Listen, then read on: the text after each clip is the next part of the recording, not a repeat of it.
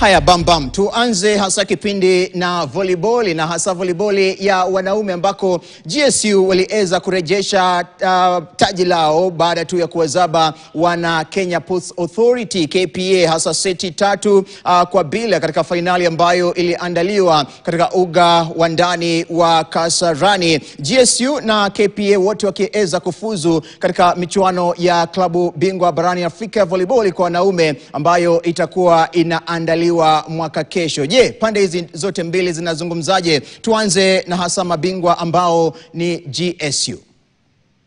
Kapteni, ubingwa tu, kwako mechi imekwaje finali hii? Kulingana na finali nimeona game ilikuwa ngumu, but as a team General Service Unit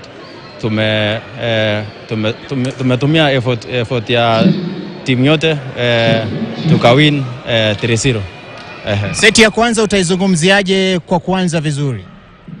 Kulingana na seti ya kwanza kila mtu kulingana na KPA jana vile walicheza na vile tulicheza on Friday, kila mtu alikuwa ana fight kuchukua seti ya kwanza, but I think effort yetu ndio ilitufanya tukawin hiyo seti ya kwanza. Iliwapa pengine motisha ipi wakati mnaingia seti ya pili na mwishowe kushinda seti ya tatu? I think wakati tulichukua hiyo seti ya kwanza ikatupatia moral, tukaenda seti ya pili.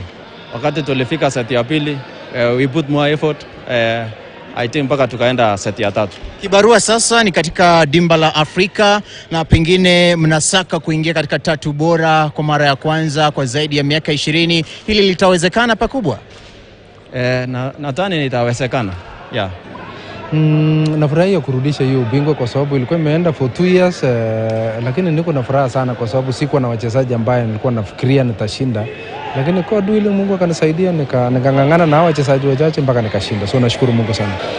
Kila kitu once pole na once chini. Kwa last year tulipoteza kwa sababu hatukuwa na mazoezi, tulikuwa na shida kiasi, lakini hii mwaka tukianza nikashinda hiyo tournament ya Nyeri kwa sababu nilikuwa na wachezaji wachache, nikawaongelesha, nikakalisha chini, nikawaongelesha na wote wakakubali kucheza. So na tukaendelea kuimprove kwa ile makosa tulikuwa naye since kuanza mwaka mpaka kitambo. Sasa tukimaliza kila kitu ilikuwa imeingia. Hata mimi sikuwa natarajia naisha shinda, lakini nashukuru Mungu kwa sababu ile vitu tulipanga ikaingiana. Imekuwa for long since ni shinde, tukaribie kushinda hiyo club champion. This year nilicheza mzuri, lakini ikafika kiwango nikatolewa na Rwanda. Rwanda walikuwa na wachezaji wazuri. Mimi personally nilienda tu na wachezaji wangu pale ambaye nimekuwa naye leo ambaye nategemea wachache. Nikacheza mzuri, all of a sudden nikaharibika, nikakubali kwa sababu mimi personally sikuwa tayari vile ambaye unaona ukipata timu ngumu na uko na wachezaji wachache kidogo itakusumbua. Lakini for this coming nitatayarisha kuanzia this Kenya Cup mpaka next year na najitayarisha mzuri.